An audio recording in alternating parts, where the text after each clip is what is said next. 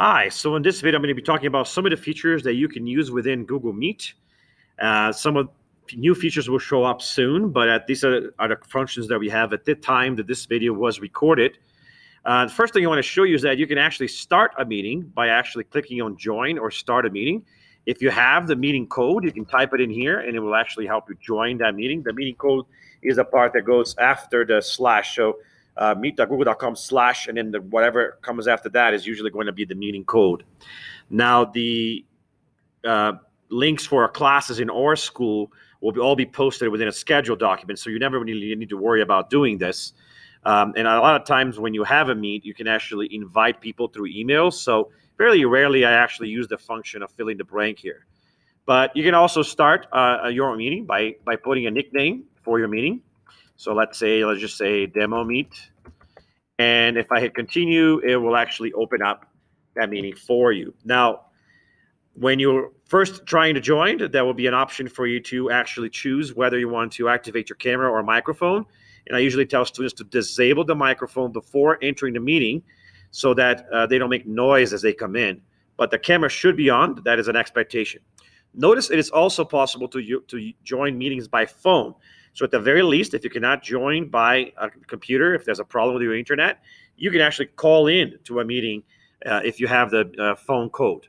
So I'm going to go ahead and hit that and join now.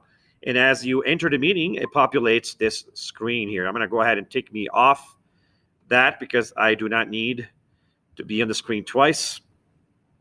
So if you actually look at the fact that the microphone is off, you can turn it back on by clicking the button. And you would do this if you're trying to speak. And then when you are speaking, the speaker gets highlighted with a little blue box around their camera to indicate that person is speaking.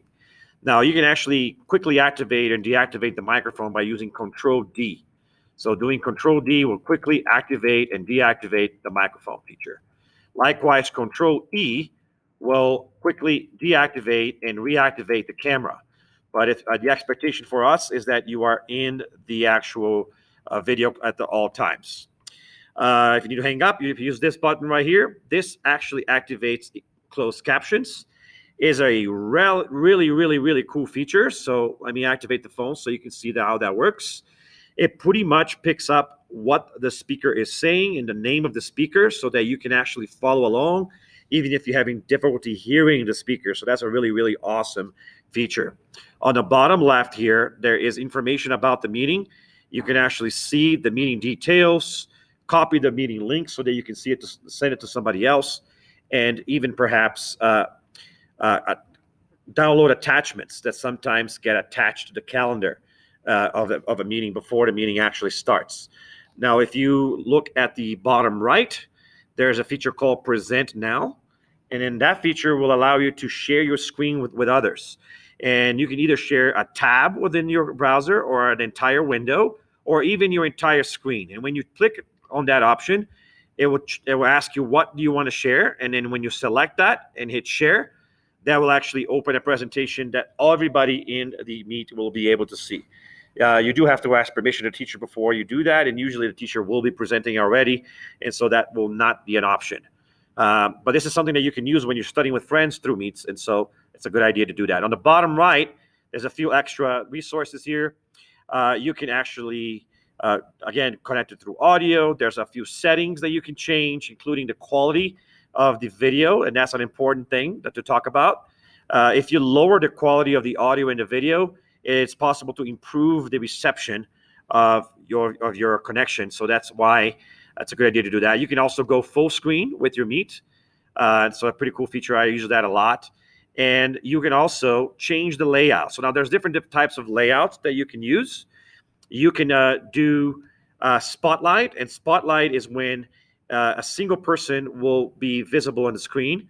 Sidebar is when one person will show up most of the time, and then the rest of the people will show up on the side. And then there's Titled, where everybody kind of just shows up in a whole little collage of videos.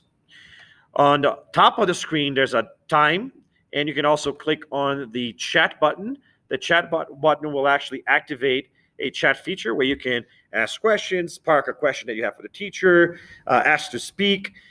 Just avoid having side conversations that are unrelated to what we're doing in class. There's also a People's tab that gives you a list of everybody that's in the meet, which is also accessible next to it.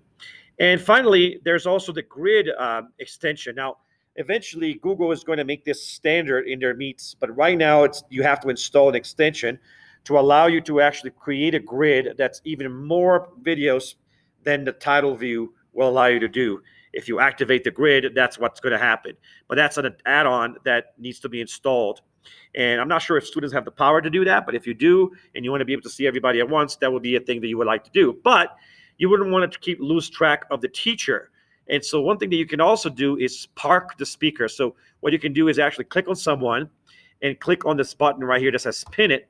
And then when you do that, no matter how you change your screen, that person will be a part of the screen. And so that's a good way to keep track, whether it's the presentations the teacher's sharing or the teacher's camera. Those are the ones that I would try to pin. You can also hide a person. If you would like to, someone is distracting you and you would not like to see that, you can click on that button and the participant will disappear and you will no longer be able to see them. You can go back to the people screen and deactivate that later. The last feature I want to show you here is the nod feature, and that's one thing that should be installed in all district computers if you're a Woodland Park student. If you do not have it, once again, you can go online and try to install it. What it allows you to do is actually send emojis like thumbs up, thumbs down, applause, wave, party, or laughter. And that is a way to communicate during the class. The teacher might ask you, give me a thumbs up if you're following me along, and then everybody can mark that off.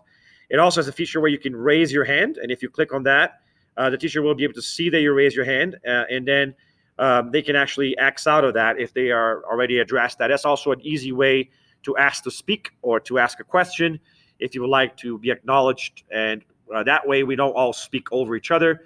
You can change the skin tone on the emojis, and you can actually turn on or turn off the notifications for that. And it's a really, really good update extension that you can install. It's called Nod for Google Meets. So Nod and Grid are definitely ones that I would install if I had the option to. But if you don't have the option to, you just have to use whatever the district puts in there. And certainly the nod will be a feature because we teachers do like to use that to ask students to give a thumbs up or thumbs down or applaud or laugh or whatever they want to without necessarily interrupting the whole room. Although sometimes I will ask people to actually do a round of applause with everybody's microphones off. It's kind of exciting. So we do try to use these features to actually engage as much as possible during the meets and have a true virtual classroom. So when you open a meet, I just forgot to show you this. The last thing you can do is to either copy the meet link and then email it to someone to ask them to join, or you can actually click on add people and then type the name of people and actually hit invite, and then that will send an invite for the person to join you. So this is a great way to set up a study session with someone and set up a meet. Now, of course, this is professional software, and we expect professional student behavior while they're in meets. And do remember that teachers can join any meet that you start at any given point. So that's very important to know before you start using it. So I hope that is clear, and I'll see you in the next video.